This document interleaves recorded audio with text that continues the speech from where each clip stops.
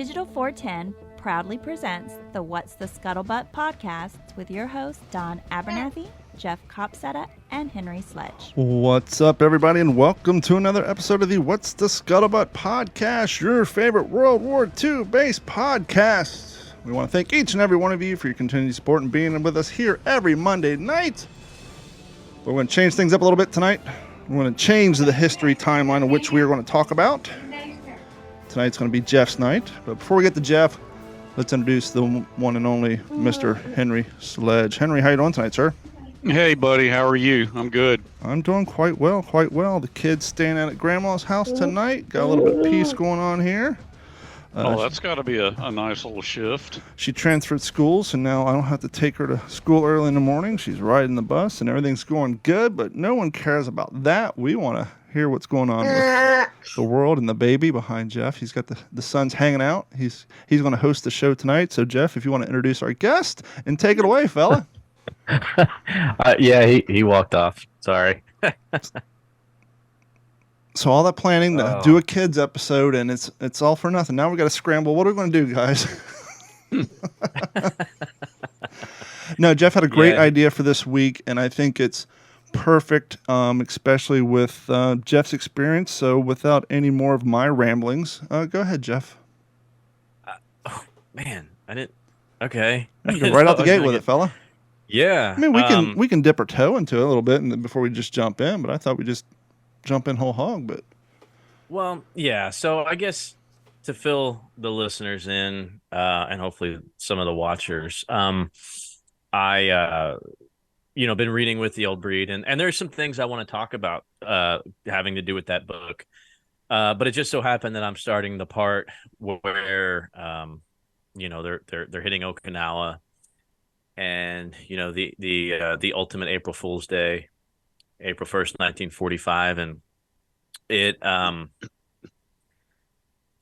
never made this connection before, but this was April 1st of 2004 is the anniversary of when I went across the berm from Kuwait into Iraq. We were stationed in Kuwait about 2 weeks, and going in Iraq was the most anticlimactic part of my deployment. And I really enjoyed, reading Sledgehammer's words about, those first few weeks almost for him in that campaign. And just the comparisons were just a little too much to not mention. And look, this is not about me specifically, but just there's some commonalities of just young kids at war and kind of the joshing back and forth that I picked up in With the Old Breed and some things. And one of those commonalities, and I shared with you guys, is my not necessarily the New Testament, but this was certainly my Bible. This was just one of those handy green notebooks that everybody in the military gets, and I had a couple of them. And doesn't quite fit into the breast pocket of a P-42, though. No, but it fits into the cargo pocket of a DCU. There you go. And that's where it lived. I mean, it's kind of formed to my leg, right? And I look through here from time to time because it just reminds me of so many different things. And just this opening, just the front cover, right? This is some of my sensitive items, right? So these are all my weapon systems, rifle, machine guns, belt fed stuff. And then, all the day sights and night sights and all the serial numbers for them. And, every serial number for every, radio and speaker and hand mic and everything, all the sensitive items, that I had, that I signed for as a way too young person to be in charge of that many things. And the amount of yellow smoke and green smoke and Willie Pete and just so many things. I have my entire inventory of all of my duffel bags, my A bag, my B bag, and just kind of scrolling through. Just to put a pause on that real quick. Is that something that is required of a soldier or someone of rank, or is that just something that you decide to do personally just because? Well, it was certainly required of everybody that was in Fox Troop. because we did have a little bit more than usual, being in the type of, it was called a BRT, a Brigade Reconnaissance Troop, and it was very unique unit to say the least. There's never going to be anything like that again. It just it doesn't blend with the modern Army, but it was just kind of this flash in the pan from '03 to '05, and then that was it. Cased colors. It turned into another unit, and they deployed and did some amazing things further on with a much larger contingent of guys. But there was about 48 of us, 48 to 50 in this unit, and we trained for a year. We went to war. We came back, and it dissipated.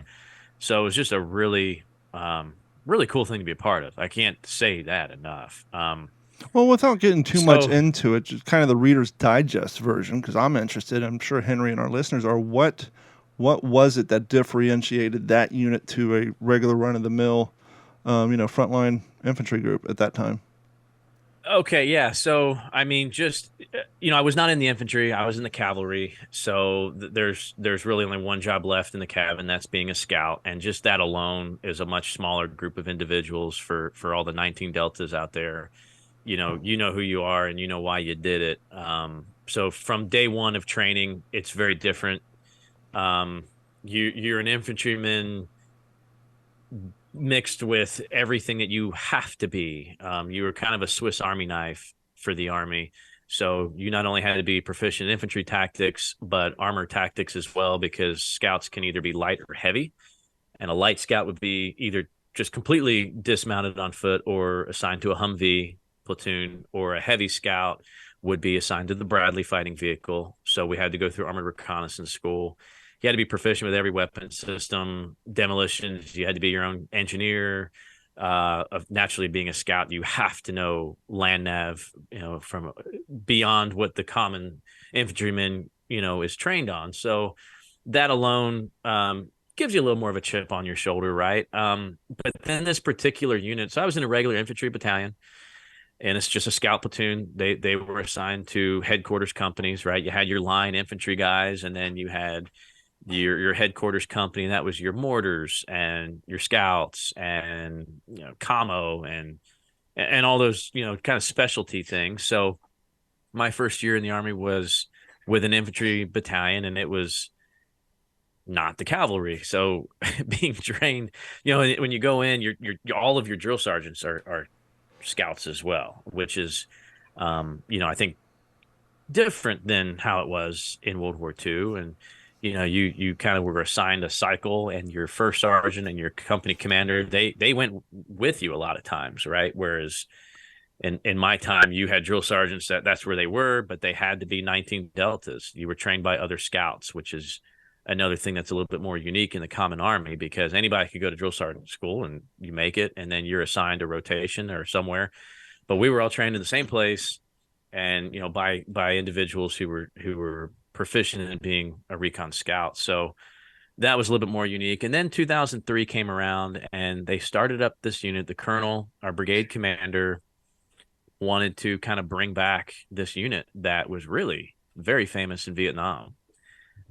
They were just an air mobile unit, and they would fly around in Hueys. And when they would just shoot into the jungle. Just talking to these guys at luncheons and stuff, it's like blows your mind. Just hop in the Huey, grab as many rounds as you can, fly around all day, shoot into the treetops. When something shoots back, you inserted, you took care of it, you went home. So just a really unique way of doing things. So that was kind of that mindset that they wanted to bring into this particular unit, to be kind of a quasi air mobile, very light, can just kind of deploy anywhere at any time kind of thing. And just being a very tight knit group, so for those who never served, when you think of a company sized element, you're looking at usually 220, 230 guys, somewhere in there. A troop is the same thing as a company, but that's just cavalry terms. You don't have companies and battalions, you have troops and squadrons. So with our troop having 25% of the men, we had about 50 guys, and that's for the whole troop. That's your headquarters platoon, first platoon, and second platoon. So you're looking at the platoon level, you're looking at 22, 24 guys. So we were very NCO heavy, almost everybody non-commissioned officer, with the exception of a few PFCs and Spec 4s, but almost everybody, E5s, E6s, sergeant, staff sergeant type. I would assume that made for a more tight-knit, more cohesive group compared to some of the others. Because obviously you have everybody, the command doesn't go that far. I mean, there's less people in between, the private and the upper echelon in that tight-knit organization. I mean, there's less people to, rely on. So you guys had to rely on each other more heavily. And obviously when you're starting your mission or your campaign, your numbers are already smaller to begin with. And that probably goes a lot into planning.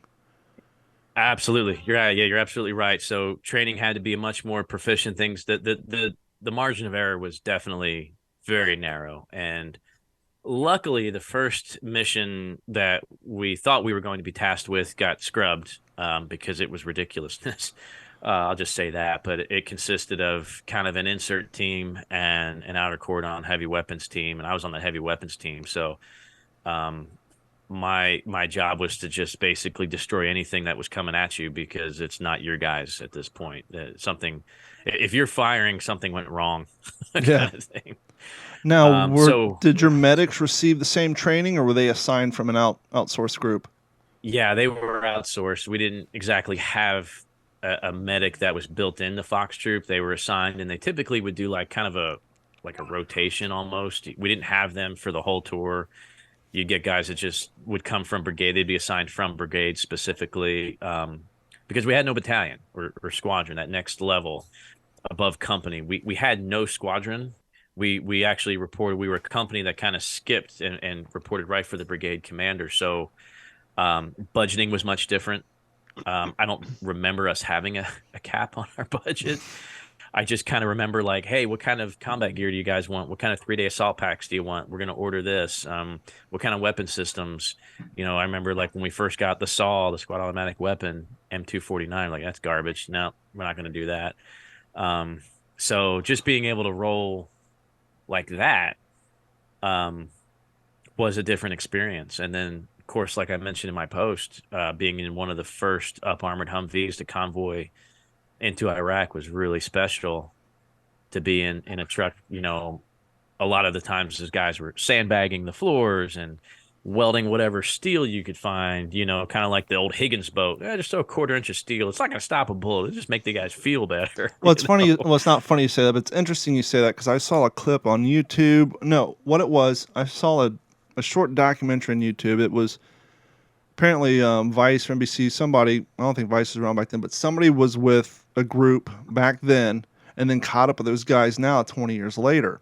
And they showed a clip from back in the original documentary, and the guy was kind of making fun of his up-armored Humvee, and he's pointing out the shitty armor, and he's like, this won't kill you, but it'll make the bullets travel less into you.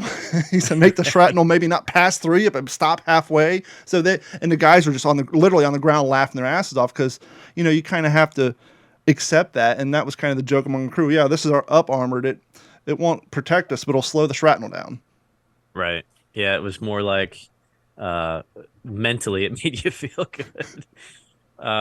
So April 1st, like I said, that was kind of that anniversary. And like I said, some of those other commonalities with what the first Mardiv experienced hitting Oki, because we were replacing the 1st Armored Division, which they're typically, back then, they were typically stationed in Germany. And we did what you call a right seat ride and then left seat ride. So basically right seat rides, if you think of like driver's ed, right seat ride, like, okay, you sit there and you watch somebody do it. And then left seat ride, okay, they're watching you do it to make sure you're kind of ready. So there was like a 2-week process where we're transitioning. 1st Armored's trying to filter out and 1st Cavalry Division's filtering in. And, we're hearing these war stories from these guys, we're like, oh my gosh, and even just the ride up there from where we were at in Kuwait, and I'm just assuming all of this is not really classified anymore, but just the ride from where we were at in Kuwait up to when we were taking Baghdad, I had this little map drawn, and it was just like a series of checkpoints. And I wrote down everything, right? I wrote down, okay, if this is pretty good hardball, or if this is kind of a rougher dirt road, or if it's a really pockmarked road. Those are all things that are they're kind of important to know. Looking at if we have air evac assets, or would it just be strictly ground?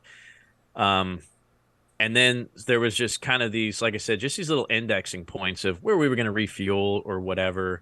And I wrote down basically what they told us to expect. And on this map, and I don't know if anybody can really see it, but as you're kind of heading north from Kuwait, there's the berm going into Iraq. I'll have acronyms on here that just says SAF, right? So just expecting small arms fire. And then after we refuel, there's a lot of IEDs here. And then we're on a hard ball, but it's open area, flat area. So expecting more small arms fire or indirect artillery, things like that, heading up north on MSR Tampa. And this top bubble here, 145 danger areas. So when you draw this out, when you're at the sand tables in Kuwait and you're like, oh, okay, don't forget your intervals, 100-meter intervals and the speed, and don't bunch up, and then don't start slinking. And how we even got there, but not a shot fired. 145 danger areas on this trip up north on the 1st of April, and nothing. And we get to Baghdad, and all these guys are telling us all these horror stories. And again, I think back to Henry's father, where, they're on Oki, and some of these new cats are like, oh, y'all were really snowing us, telling us these hardcore war stories on Peleliu. Yeah, right. Is this really the war?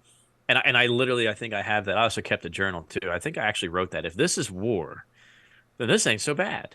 Like, that was about the dumbest thing I think I've ever written down on a piece of paper, because also, like Okinawa, not anywhere close to the severity of Okinawa, but like Okinawa, how it started was not at all what it turned into. Or even just as comparable, especially when reading "You'll Be Sorry" or "Helmet from a Pillow," Guadalcanal. They all landed. Absolutely. The guys are just they got more casualties from knives and bayonets and coconuts than they did from small arms fire, because the landing was clear. It wasn't until a day later that they started venturing off that things got crazy. Yeah. So, it's just crazy to think that was 19 years ago this week. And, they really started hammering where we were at and through April and May. I don't know. It was pretty relentless as far as, taking rocket attacks and mortars and all the things that we had to deal with. A lot of IEDs, the improvised explosive devices, and the job that I had protecting our brigade commander, our colonel, being on a 7-man team. Anytime anything happened, we had to go. Mm-hmm. And so it was kind of that weird, like the rest of the guys in Fox Street would make fun of us, because I remember one time in our little rickety chow hall, we called it Crapplebees. Somebody had slammed, there was like a deep freeze, right? And somebody just like slammed the door, and just the way that kind of that boom, mm-hmm. There were 7 of us. Well, that's one of the things they mentioned in that documentary is, I guess, because of the lack of sanitation or even trash pickup, because of the way they hid IEDs, one of the guys said to this day he gets nervous driving down the street seeing a trash can or seeing a trash bag on the side of the road, or maybe an empty case of beer or something, because they would hide this crap, and sometimes it was there and sometimes it wasn't. He's saying to this day, him and his wife be driving down the street or walking down the street, and he'll walk around a trash can just because he gets memories of that. Yeah, absolutely. I mean, yeah, they would use dead goat carcasses on the side of the road. I mean, driving through hill country around here in Texas, how many times do I see a deer on the side of the road? Mm-hmm. No, I don't think it's going to blow up on me, but yes, it makes me think of that. And anytime I drive into the big city, there was over there were some overpasses, right? There was hardball, there was like highways. Anytime you went under an overpass, you made sure, if you were, say you're in the right lane going into the overpass, you quickly came out in the left lane, because, if there's anybody up on top, they could just kind of time it as you're coming down, and they were just dropping hand grenades down into the holes, for gunners. Mm-hmm. So I think about that too sometimes, just dynamically going under an overpass and things like that. So, hey, look, like I said, I really wanted to recognize here at the outset that I am in no way comparing my experiences to Henry's father's Well, experiences. Jeff, your war is your war, man. I mean, I Yeah, appreciate no, you I saying understand that, but like I you said, know, it's just there's just commonalities of these young guys at war that just so happen to, happen on the 1st of April for guys like me and men like your father. So, I don't want tonight to be about me or anything like Well, that, but I did. there's nothing wrong I'm with happy to that. share. We're a military-based podcast, and I think much like, sure it happened later in life with Henry's father's generation. A lot of the guys didn't talk about it because some of the guys were there, but at a certain point, the whole military history thing is to remember people's contributions to war efforts, and your war and your contribution is just as important as anybody else's. And why not a better time to talk about it up to a point that you feel comfortable talking about it than right now? And so, there's no reason to rush through it or to apologize. Henry and I are here for you, man. And so is the audience. And I think a lot of the audience is interested to hear some of the stuff because, there's not, it doesn't get the same Klieg light, if you want to talk technical for a spotlight. It's the same Klieg light as World War II, Vietnam, or, World War I, or even Korean War. But let me back up a little bit, just because I'm thinking as our listeners and how we feel about World War II, and some younger cats may have this same curiosity. At the time that you guys were deploying, you're talking about how the SAW was garbage. What was some of the preferable weapon systems, and what was some of the new technology that guys either wanted to stay away from or wanted to get their hands on? Because obviously that time and era, there was some new stuff coming out. There's some stuff that was coming out that wasn't so great, and there's stuff that came out that was leaps and bounds over previous equipment. So what kind of equipment were you guys wanting to get rid of? No, that's a great question. So the big one for us, I remember, this was still a time when there was a lot of line units that were carrying around M16s that, we called them muskets, right? Like they just seemed huge compared to the M4. All right. So that was kind of that first transition going from the M16 to the M4. Everybody in Fox Troop had an M4. What was the barrel length difference? Was it about 4 inches, 3 inches? I think the M4 is like 14 and a half to 20.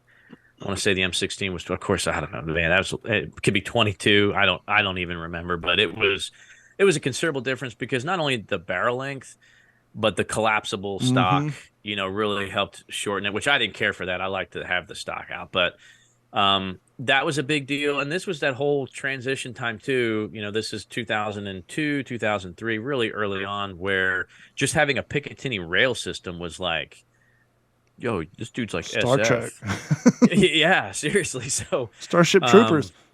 Right. So that was kind of a big thing going from that M16A4 to getting this M4 with a Picatinny and then putting an M68 red dot aim point on top and a PEQ4, which is like an IR. It's just got like a little pressure pad. You could kind of tape it anywhere on your weapon system. I had mine on my magazine well, because that's just kind of how I would hold the weapon. But you can pressure pad, you can hit the button, and it would be all infrared, but it would be like a flood or like just a dot or both. So having that on the end of your weapon system, or a nice surefire, just a tack light. And then, so that was cool. But then we got the ACOG, sight that had the fiber optic down the top and all this great stuff. So I remember that was kind of like, now that that's was the hot stuff. The fiber optic is interesting, depending on the type of it. My brother and I went to the gun range because he's down here from Vegas, and he has I think an MMP, or he's got, I can't remember the model handgun, but it actually has a little red, the plastic fiber looking thing in the front sight. And it's the first time I ever shot one. It's particularly outdoor, going from my Glock and my Springfield with standard iron sights to going to that. Just that basic fundamental piece of technology. And I remember the first time I ever saw that sort of thing, wasn't even on a firearm. Back in like the late 90s, early 2000s, you would see displays like at cell phone stores or Radio Shack made out of that same plastic that would capture the light, and then it would highlight, and it looked like it was plugged in electronic, but it wasn't. It was just taking that light, capturing it, and displaying it around the cell phone display or whatever. And to take something that basic and simple, it's one of those things like, what took so long to come up with that? To have something that lights up that requires no battery assist is insane. And it works great, especially outside in the bright sun. Absolutely. Yeah, and that was kind of the that kind of learning curve with the red dots, because you definitely, there was all these different settings, right? Like a switch, like a dimmer. Mm-hmm. So, during the day you're all the way up, but then at night, that would blind you. So you got to have it way down to where you wouldn't even see it if it was on during the day, just that faint little Mm-hmm. dot. And then, yeah, you're learning to bore sight this thing so you can qualify with it to where, and that was a transition, just going from iron sights to just trusting that this little red dot, no matter where you move, the And red it dot's feels on the target. and he had a red dot on his pistol, and it almost felt like you almost had to look lower down the slide because it's higher than the iron sights. It's like you almost have to adjust your head, even though it's zeroed in. So just that change, going from iron sights to red sight, and having to lower your frame of view down the slide, is all that. Just, I don't know. I figure I would assume at first it would affect your muscle memory a little bit when you're switching between the two. Yeah, yeah, and depending on the mission, there were some other sites there that I remember. There was one called the Raptor. I want to say the nomenclature was like M644, something like that, but it was this heavy, huge thing that you could put on your M4. It was like the size of your rifle, almost ridiculously heavy, but it was an amazing night sight. And then of course I had some really sweet night and day sights for the 50 cal, but we didn't even really run the 50 cal. I think I only had that up on my truck for maybe a month. Is that more of First a couple get weeks. yourself out of trouble sort of equipment? And yeah, that was like, if you're gonna squeeze off with a Maldus in a city like Baghdad, just get ready to answer for the collateral. you Yeah. know? So yeah, then and I loved the 50, right? I was just proficient with the 50, and I was not a big guy, anything like that. I mean, pushing 5'11", pushing 150 pounds, but I could get behind a Maldus and knock some targets down at a long ways away. There was just something about that weapon system that I was proficient with, and dropping to the 240, which is the Bill-Fed 30, was an adjustment, but a justifiable one, cruising through an urban area like that. Then there was one other thing that too, I think we called it the Viper, and I've ever seen one other time. It was on the movie Mr. and Mrs. Smith. What they, from the outside, it's the same. What they show you, like, as if they're looking in it, like what shows up on the TV screen. Yeah. Not exactly what it looked like, but it was this crazy optic that when you turned it on, there was directions that showed up on the lens where you kind of had to like look up and tilt it and look down. And once it figured out where it was on planet Earth, then it would start working, and you could laze targets like 20 clicks away. Wow. I mean, it was an amazing optic, but definitely not something that was like everyday use in Solder City or something like that. What sidearm was being issued at that point? The M9 Beretta, and I have one. I love it. People talk trash about it all the time. I don't care. You put a bullet into somebody, they're gonna be dead. Okay, like the whole ballistic thing, and I love 45s too, right? I mean, I have a Springfield XD single stack. I love it. Fits in my back pocket. It's not much bigger than a cell phone. I've got one of those too. I love it. I have the original series Springfield 9mm full frame, and I'm just putting down nice little grippings. My everyday carry is a 40, but when you're out plinking, there's nothing like a 9 because your target reacquisition's great. It's just boom, boom, boom, and I love the nomenclature of the Springfield. I think the biggest advantage of that over Glock is the easy teardown flip up lever to get that slide off. You're not doing the whole magic trick pulling up two things like you do with the Glock. You just slide it up and it comes apart. Yeah. So the Beretta was the main issue, sidearm.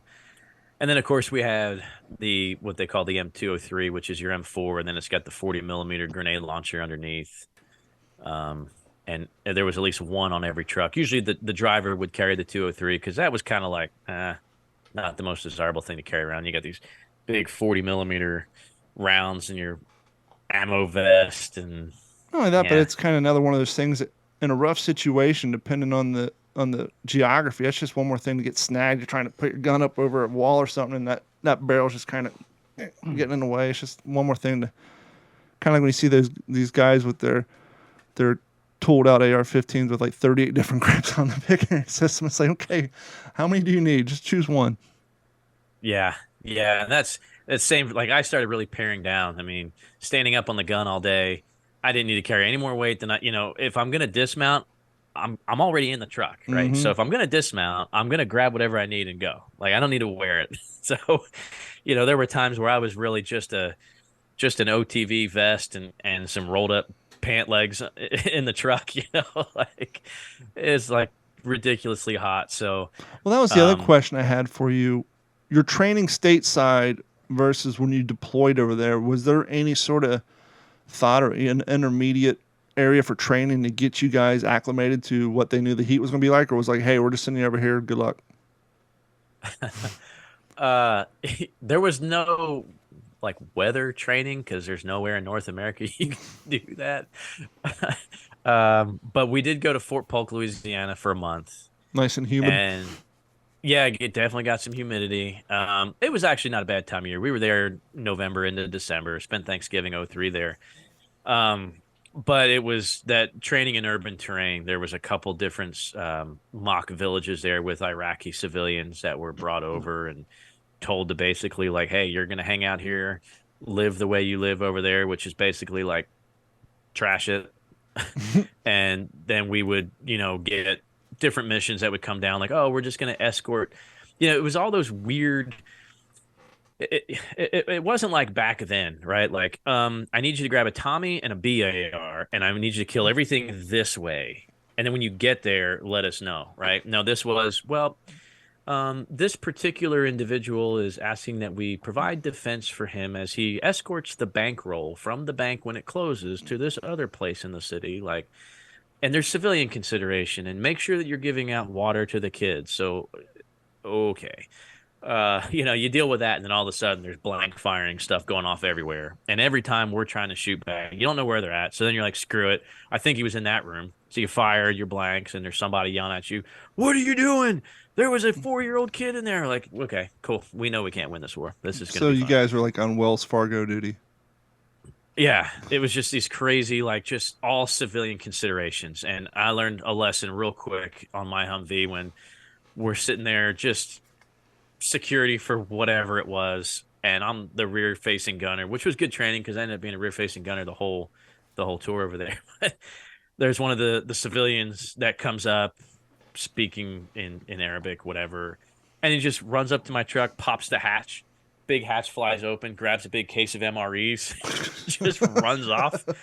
All right, and those back hatches are so heavy. I hop out of the hole, and I'm trying to kick the hatch down, but I'm not heavy enough, right? So they're handing out bottles of water, everything from the back of my truck. I'm like, stop. What do you can't like, they're not bad guys. You can't shoot them, right? You can't be trigger happy. So you're just trying to like combat all of these crazy things. Like, this is what you should expect. And kids coming up like, oh, Mr. Chocolate. All right, kid, hang on. Let me get you some candy. And then he's like stealing stuff off of your vest and running away. Like, I was really going to give that kid a candy bar. Next what the time I need to heck? put everything on my inside pockets. Yeah, yeah. So it's just stuff like that. The biggest thing we learned was just our posture. You think back to the convoy with oh, what was her name? She became famous when she was captured over there. Just Didn't Jessica Biel play her in a movie?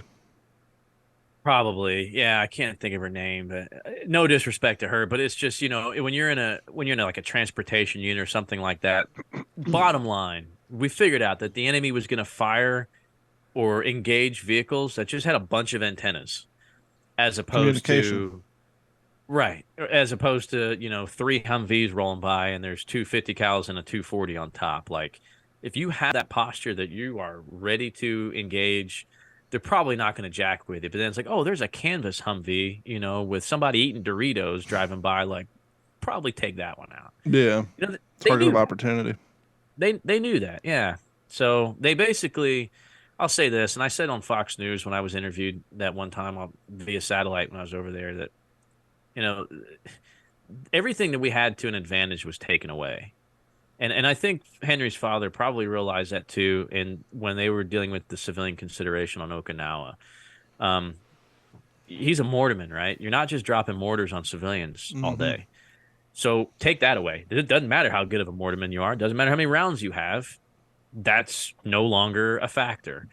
So it was the same thing for us, right? I mean, we have the best Air Force. Well, they didn't fight us in the air. We have the best long range technology, the best tanks, artillery pieces. They're not fighting us in the middle of the desert. They're going inside the city. Um, we have the best capability at night. So they lay down their weapon at sundown. The rules of engagement were very difficult because essentially you could only engage if it was proportionate to the threat. If they come up to you and kick you in the shin, all you can do is kick them back. So what that leads to, and you probably already kind of figuring this out, is so they basically have to shoot at you first before you can engage, or you better be real certain that that person is carrying a weapon or has some kind of posture where they are going to engage you or somebody that in the near future. So you have to be able to react like that. So they basically brought us down to their level. It didn't matter what I had in the truck, throw it away. Day sights for 50 cal, throw it away. Amazing night sights, throw it in the back, lock it in the back, let somebody steal it out of the back. What are you gonna do? Yeah. And so I got to tell you, that was the most frustrating thing, being in that city, being in Baghdad, and having all this capability, like being so proud to be an American. Not that I'm not, but just before you go over there, you're like, dude, this is going to be a turkey shoot. Yeah. Like, look at this, and look at what we're seeing on the news. Like, there's no way. And then we get there, and it's just like, well, you can't use that. You're not allowed to use that. Well, don't really do that. All right, cool. Anybody bring your slingshots and blow darts? Exactly. Yeah. So, that was that. Look familiar? The Iraqi M80 helmet. These Really? were more yeah, when I worked for Stan Haney and K-Rock, these were more proliferated. They were bigger in the 80s. Let me give you the brief history for the listeners at home who can't see this. This is the Iraqi M80 helmet. This military helmet was made of compressed canvas and used by the Iraqi armed forces from the early 80s onward. They were used in the Iran-Iraq War, the Persian Gulf War, Operation Desert Storm, and 2003 invasion of Iraq and Operation Iraqi Freedoms. The helmets were originally manufactured and designed in South Korea by Hyundai, the nice car people, but then later on were made. The 1990s, the Iraqi-made version appeared, which was usually fitted with the distinctive rubber rim later on, which was the M90. But it's kind of hard to see. This looks like an M1 helmet liner because that's basically what they're based off of. These are an ultra-thick M1 helmet liner. There's no helmet involved, and it has a very similar webbing system.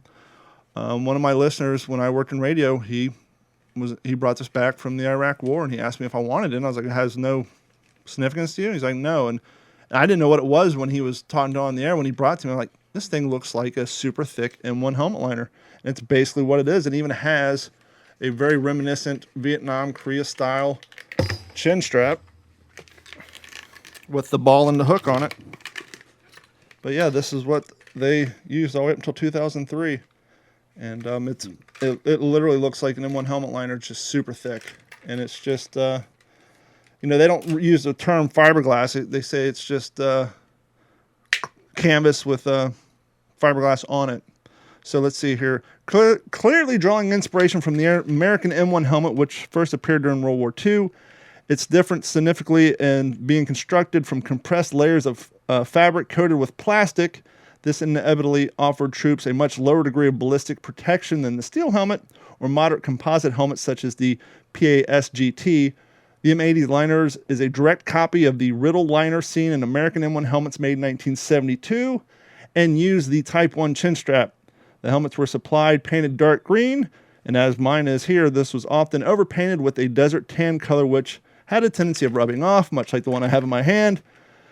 Revealing the original color underneath. They also had a tendency to fray on the edges, showing the layers of fabric used in their construction.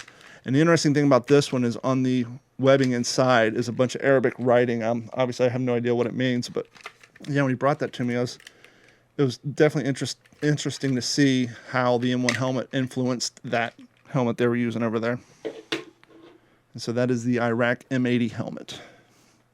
That is interesting to see. I'm having somebody grab mine right now. I brought one home as well, and the liner on the inside or the webbing is not in quite that condition. So that was interesting for me to see. Yeah, it looks like the later war ones, the ones that were made of a cheaper condition, had a rubber gasket around the brim to prevent the separation. So yeah, here's mine. Yep. That's not how it was painted when I got it. I painted a bunch of profanity anti-Iraq on it. As So then one would. so then I repainted it. But yeah, Oh wow, yeah, that's all I've got. yours looks like those M1 helmet liners you see on eBay that I say turn into kids' toys. But yeah, mine has the full, very reminiscent of the Vietnam era liner inside, webbing inside of it. I wonder where he got it too, because I think I snatched mine, and I actually have a picture of my driver wearing it on a mission. I think we got it from the kind of the infamous Cross Sabers area. If you saw pictures of those, the big parade ground for Yeah, Saddam's yeah, it's a very very Republican famous Guard and photo, and you see a lot yeah, of Iraq veterans saying, if you if you served, and chances are you drove under this or around this if you're there in the early days. I didn't get the full absolutely. story behind it. He said his brother-in-law brought it home, but I don't know what his position was, but I think they captured somebody, and when they took all his gears, he just kind of threw it in wherever his gear was, and just brought it home with him, which is why it ended up in my hands, because the brother-in-law gave it to him, and he had no sentimental value to it, so he just heard I was a military collector and just gave it to me, and so it's like the only one of the few non-World War II based military or war items I have in my collection, but I like the significance of it based, the whole coming from the M1 helmet liner aspect of it. Yeah, no, that is cool. And I've got another connection from one of the previous episodes where we talked about the Japanese swords Mm-hmm. that came up, I guess, a couple episodes ago. I this is something else I took from the cross. No, I didn't take it. Wait a minute. I You liberated it. acquisitioned it. And at this point, I feel more like I'm curating it Yeah. than anything. But yeah, this I don't know how this made it home in the mail. Wow. Cool thing is you can provide your own provenance to it.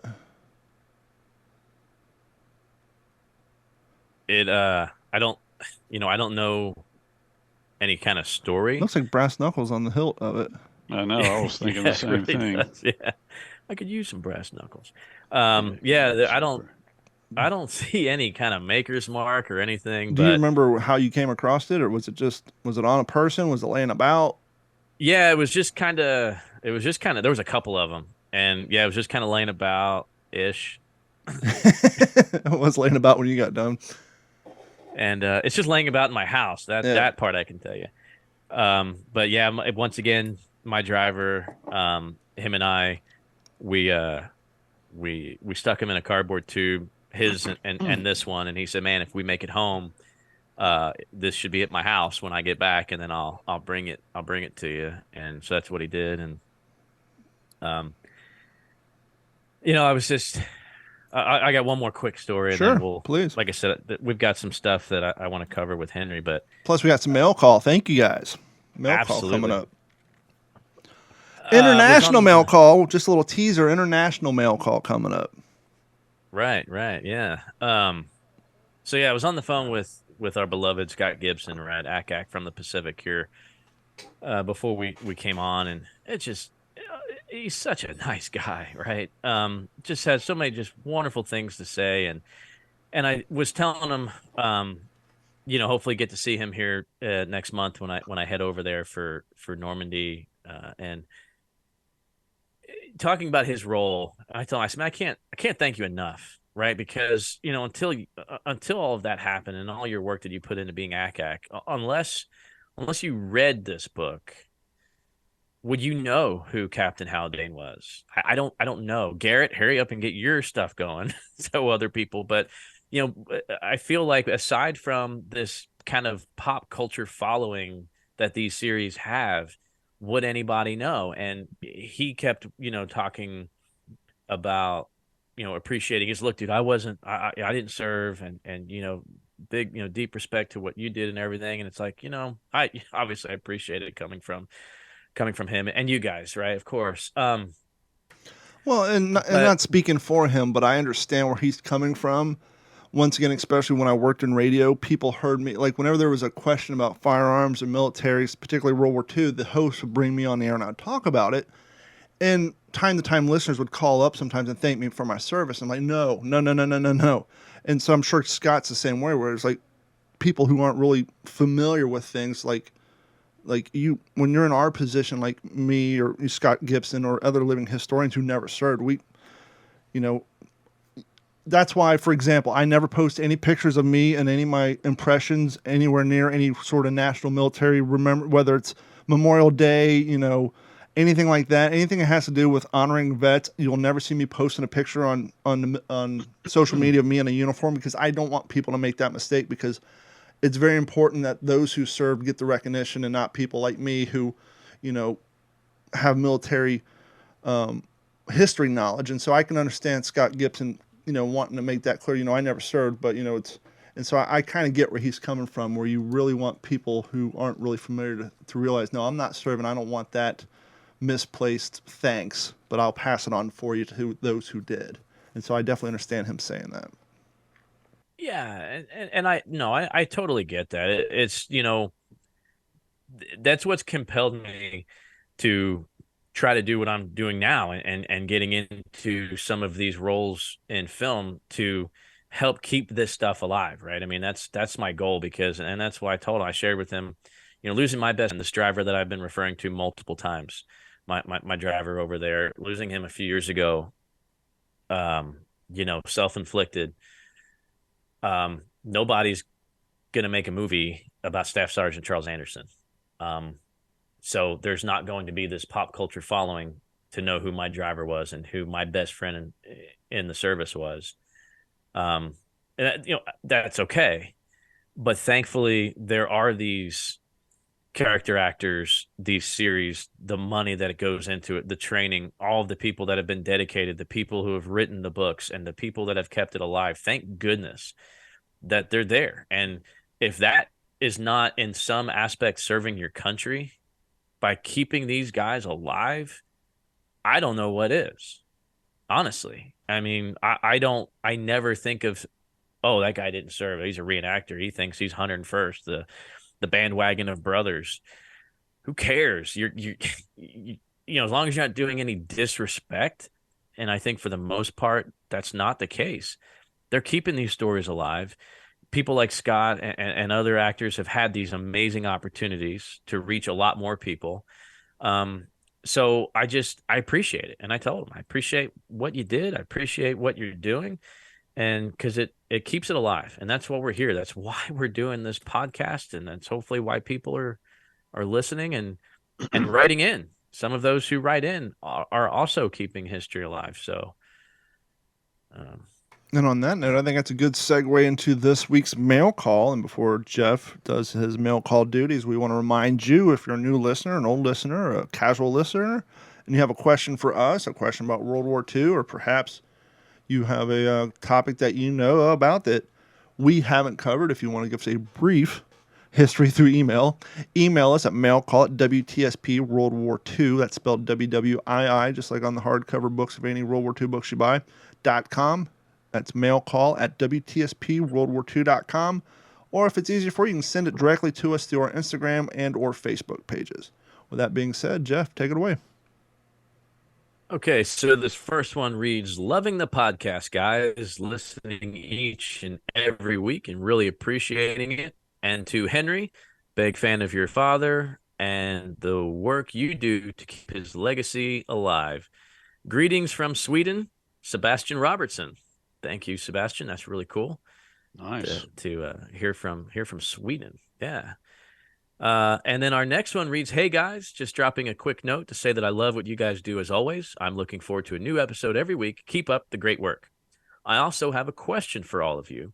So I have currently started on the writing process of my master's thesis about the probabilities of expanding World War II tours, experiences, and experience economy from a Danish and European American perspective. And out of curiosity, I wanted to ask, in your opinion, What are the ultimate do's and don'ts for an organizer of World War II tours or other World War II experiences if they decide to expand, for example, the itinerary of the tour experience or how they impart the historical content to their audience? For example, more technological approaches, etc.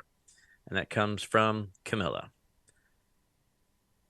That's a really great question. Man, that's such a great question that I don't know that I could answer that without doing some homework.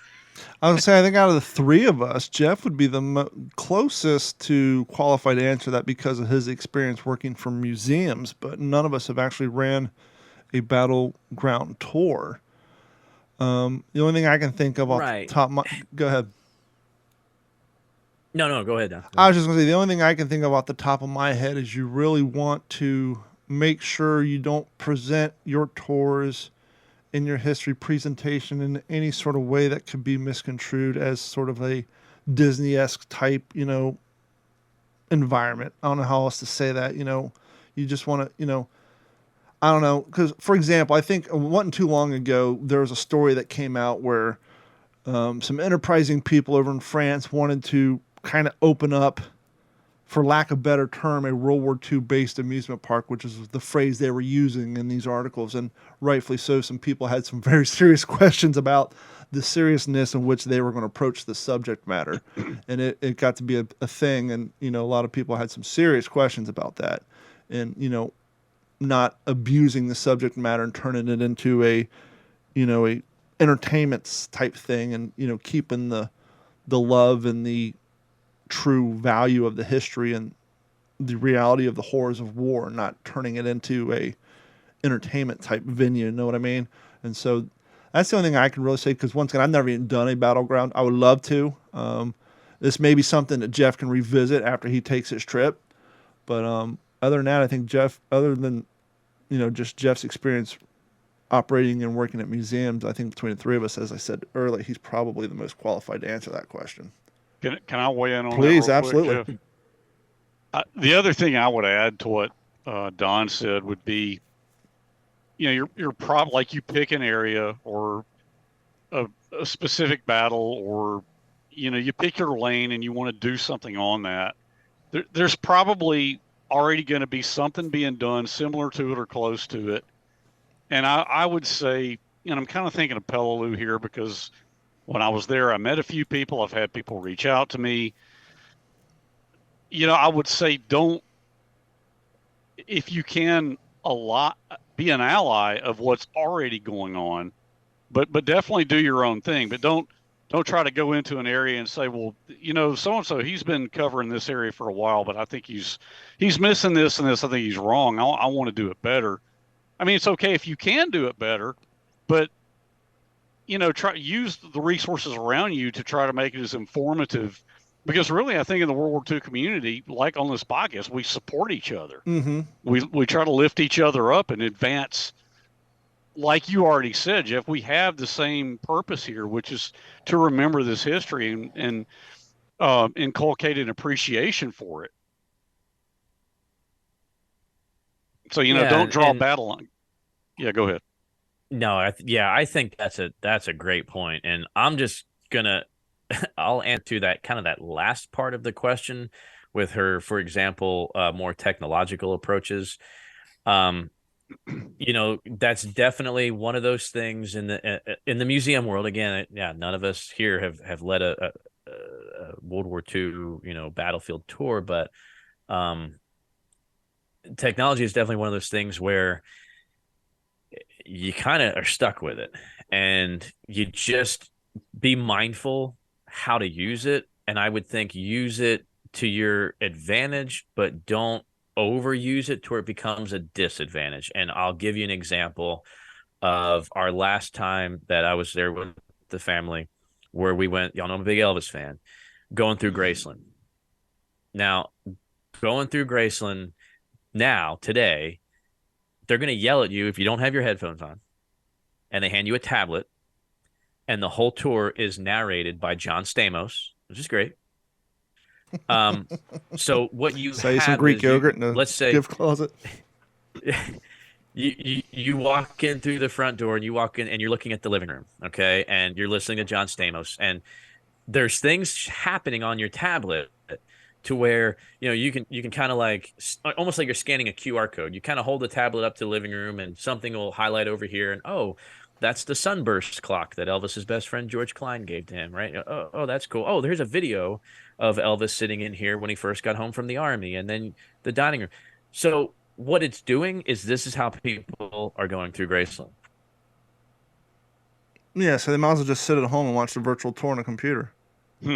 That absolutely, and it kind of was almost to me, kind of ironic because if you know anything about Elvis, he was scrutinized a lot in the early days for the way he was moving, and he said if I got on stage and didn't move a muscle, well, people could just sit at home and listen to my records. Yep. So don't take that experience away. I mean, look at pictures, still photos went from people. If you look at a picture in the end zone at a Super Bowl, there's 1,000 people in the stands like this. Yeah, or even concerts. When I worked in radio, film it right.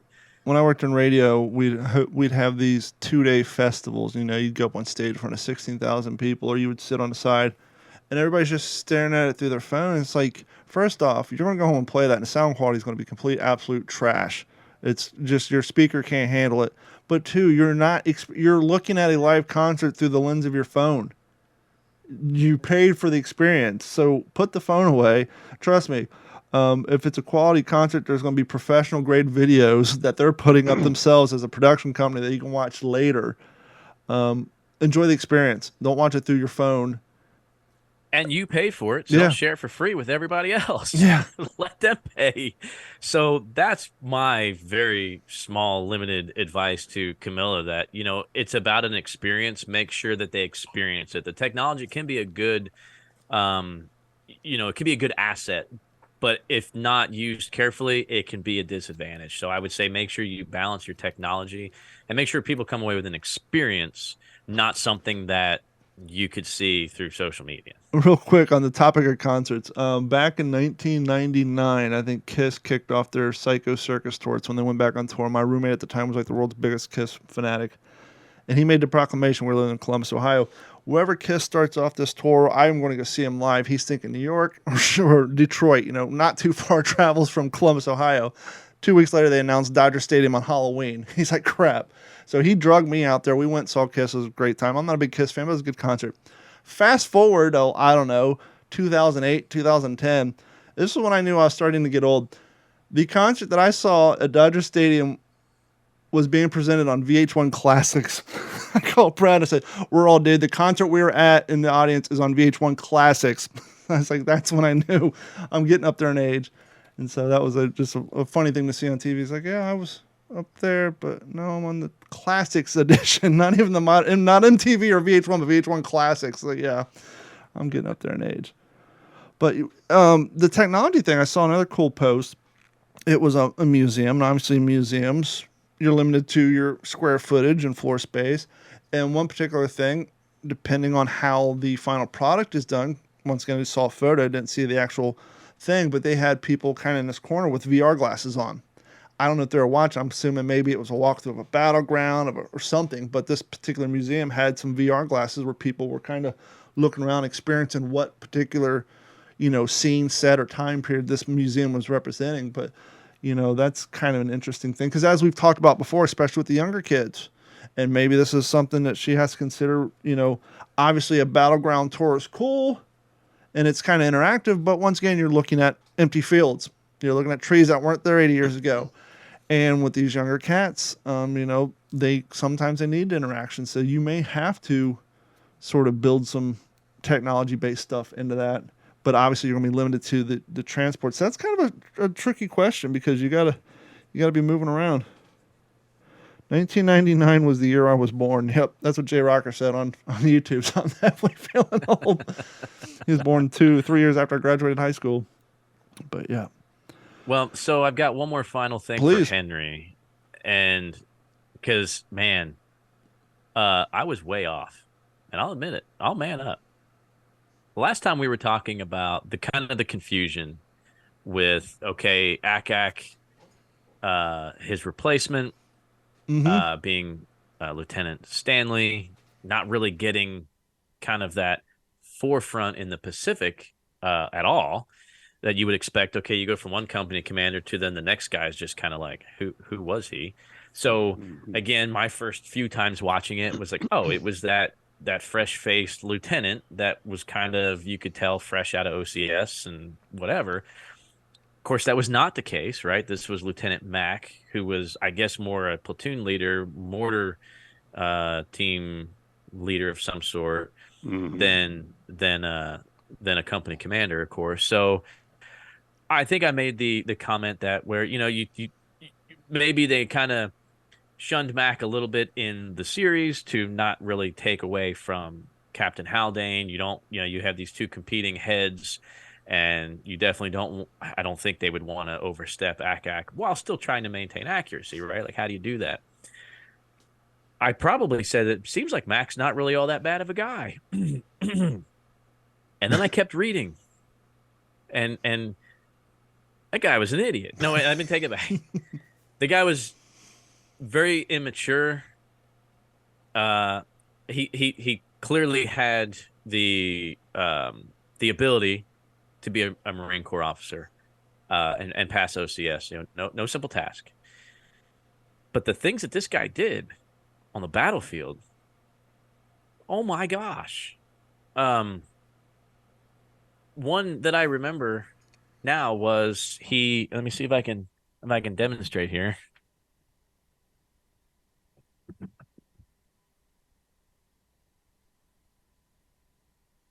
Let's grab a hand grenade and just for funny ha-has, we will dump out the powder and leave just the charge in there.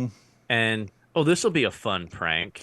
I'll just pull the pin and the blasting cap will, somebody will see this rolling next to them as they're eating their K rations. Throw it into a circle of guys. The blasting cap will go off and ha-ha. Okay, now I will say that on the set of Walking Point, and Don may remember this, that's exactly how I introduced myself to the two Japanese actors. If you remember, I kind of pulled a pin and I rolled a grenade at their feet. No blasting cap or anything, right? Just to get a reaction from them. But this one particular time, Lieutenant Mack didn't dump all of the powder out. No, because it has a tendency to stick to the insides. And this grenade goes off, and my goodness, the consequences of that could have been disastrous. Another time where he was just getting some target practice in, so he figured that he would shoot the head of a penis off of a dead Japanese soldier. Jeff, is that where my dad said that was like the most disgusting thing he'd ever seen a Marine officer? No, that was when he urinated into a mouth. Urinating into their mouth. And he said that was the most shameful thing he'd ever seen a Marine Corps officer do. Right. So, okay. So for those of you who probably just kind of bit your lip and are like, you know what, we'll wait for Copsetta to kind of finish reading a little bit more before we open the big fat mouth on this podcast. And Lieutenant Mack doesn't seem like a real bad guy. I was way off. And then there's those who said, I don't remember that scene from the HBO miniseries. There's a reason why you need to read the book, ladies and gentlemen, because there's some things that didn't make the transition. I mean, my goodness. Yeah. My goodness. And Henry brought it up. Oh, the bravado. He was going to put his K-bar in his teeth and charge the enemy with a 45 as soon as one of their guys got hit. And then I think your father and Snafu were kind of razzing him a little bit when after the first couple guys got hit, he's busy digging a hole to China to hide in.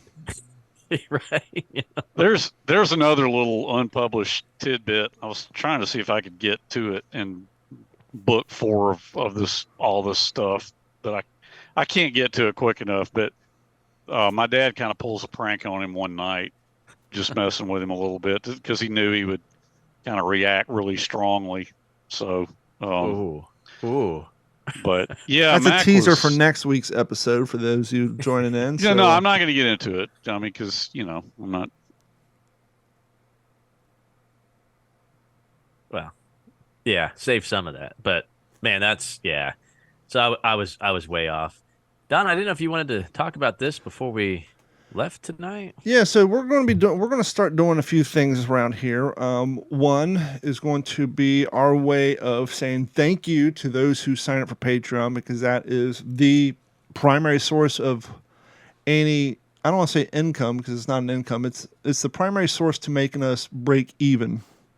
It helps to pay for our overhead. You hear people who get in a podcast and say, this stuff ain't cheap because you got to, long story short, you got to pay for web hosting. And once your show starts to pick up, they start charging because your bandwidth usage and your resource usage on servers, and they move you down the line, and your web hosting gets more and more expensive. So one of the primary contributors to how we break even on this show and to help pay the bills to keep the show running every week is those of you who sign up on Patreon. And we do the sticker giveaways, and we do shirts and this and that. And one of the things we're going to start doing consistently is we're going to start doing monthly giveaways. And all you have to do to be entered into these monthly giveaways is simply be a Patreon subscriber. Now, we don't care if you're signing up for the $1 a month, the $7.50 a month, the $3.50 a month. Just you sign up.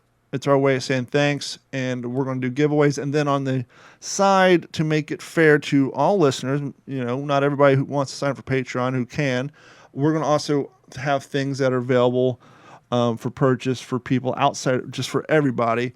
And we're going to get into the outside purchase here soon. But right now, we are in cahoots with a person that Jeff had promoted, and that is Warbird Coffee. And we finally got around to, and if you guys follow us on Facebook and Instagram, we finally got the What's the Scuttlebutt coffee mugs available for you guys, along with our t-shirts and some of the other things. And so one of the first things we're going to do, and it'll probably be a month from now because, well, seeing how the fact that 3 of us live in 3 different states and there's some shipping and handling involved and some shipping time, we got to mail this thing back and forth to each other.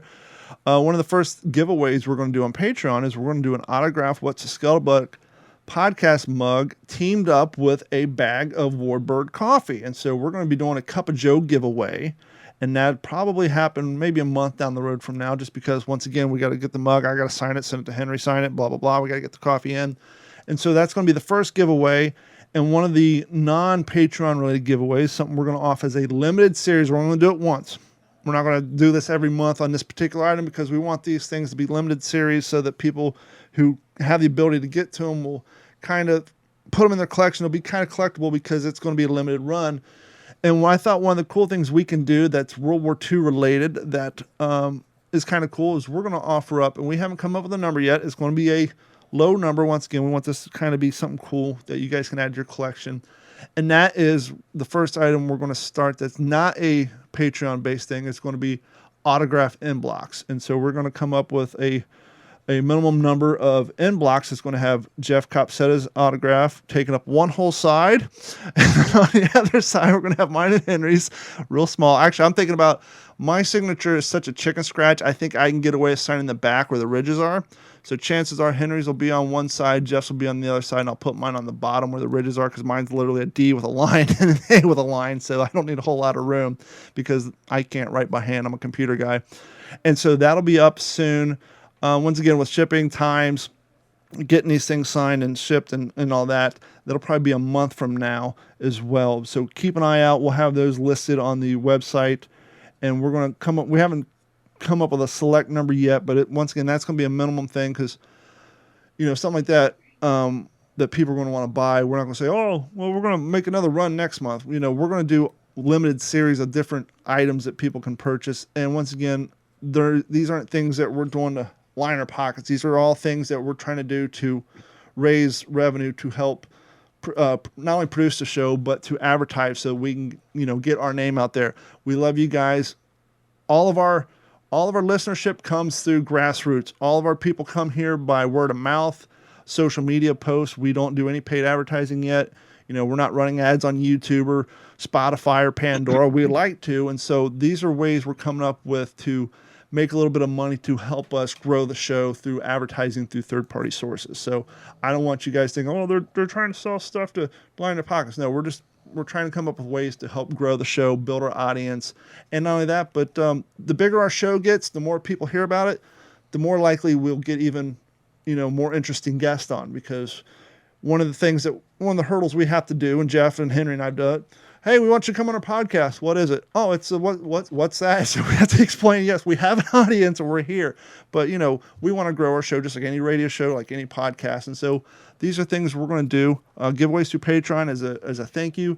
and ways to help build the show by selling cool artifacts that are going to be World War II based and our show based. And these are just little things that we put out there, and hopefully you guys find it interesting, and I hope you guys are down for it. You guys have anything to add to that? I just jump in and say thank you to Camilla and to the other wonderful listener who emailed us. Sebastian. I think it's a great idea. I mean, heck yeah, I think it's a great idea to promote things, and we so much appreciate folks reaching out to us. And as we said last week, our shirts, that's our way of getting, you guys can, and if you ever read our description on our shirt, it's, hey, tell the world how much you love our podcast by wearing our shirt or drinking it from our coffee mug. So these are just ways for you to enjoy our products and for us to get the word out as well. And we're excited about it. We wanted to help build our community here on a show and make you guys feel like you're part of something as well. And so I kind of thought by getting a piece of our show out to you guys in a tangible form might be pretty interesting and exciting for you guys, the listeners, as well. And so Jeff has started. He's signing them. I'm going to sign some, and we're going to send some opposite directions, and the two shall meet. And we're excited about it. So I thought the end blocks is kind of a cool thing to start out with. Nothing says World War II like an M1 Garand end block. And then as we go on, it'll be more interesting to come up with new ideas. But we're going to keep it. We're committed to it, and so yeah, we're excited for that as well. And speaking of products, as you see, I got my What's the Scuttlebutt hat. Jeff has a shirt on. And so those products are available. You can go to WTSPWWWII.com, and right underneath the header, you'll see where it says support the I think it says support the war, support the effort. You click on that, it'll take you to our store. All of our shirts are on there, all the original shirts, the new shirts, coffee mugs are on there. I think there's some towels on there. And and that's where you'll go later on as we roll out the inblocks. It'll be right on our website. Just go to WTSPWWII.com. As far as the Patreon stuff, you can go to our website and there's a Patreon link, or you can just go to patreon.com and look for Digital 410 Media. And that's what we're planning on doing.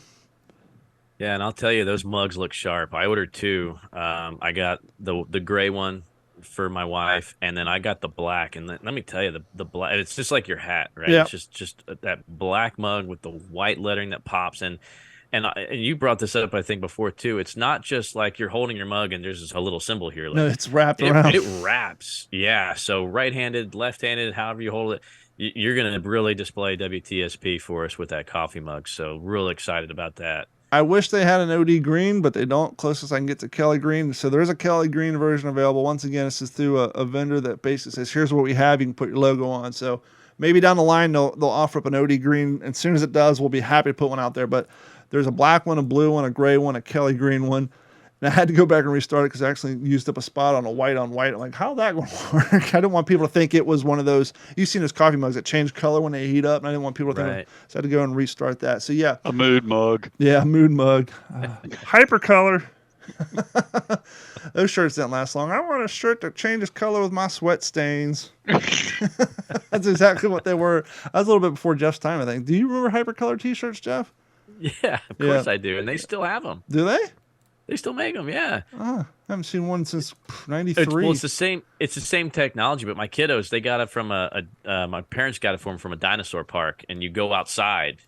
I got and this huge thing of this like cartoon dinosaur shows. If you go inside, it just looks like a white T-shirt. Gotcha. Yeah, I had when that movie, it was a magic-based movie, came out.